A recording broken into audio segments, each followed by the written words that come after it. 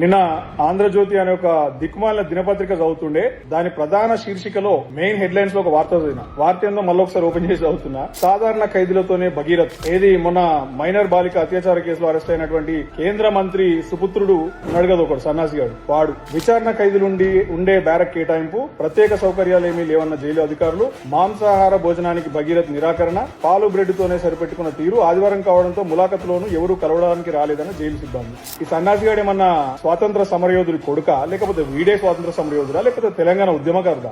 ఏం చేసి జైలుకు పోయింది అనేది అలా ఆంధ్రజ్యోతి అనే ఒక దిక్కుమాలిన పత్రిక ఎడిటర్ కి గాని ఆ ఓనర్ బాలకృష్ణ గాని కనబడతలేదా? మైనర్ బాలికని వశపరుచుకొని మోసం చేసి అత్యాచారం చేసినటువంటి సన్నాసిగాడు ఒక రాక్షసుడు.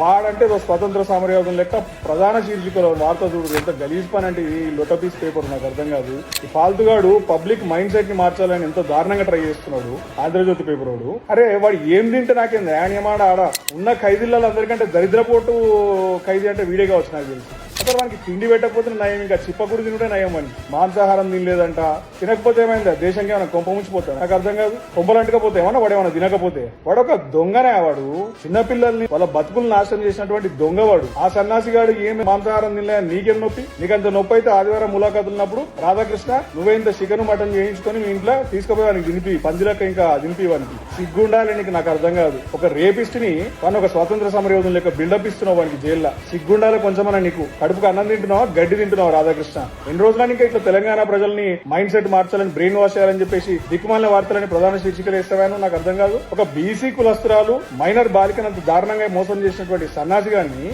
పెద్ద ఏదో దేశోద్ధారకులు లెక్క బిల్డప్ ఇస్తున్నావు వాడిని. ఇట్నే వేస్తే రేపటి రోజున చెప్పులదండ చేస్తారు మీ అందరికి ప్రజలు. ఇచ్చిన కొడుకులారా.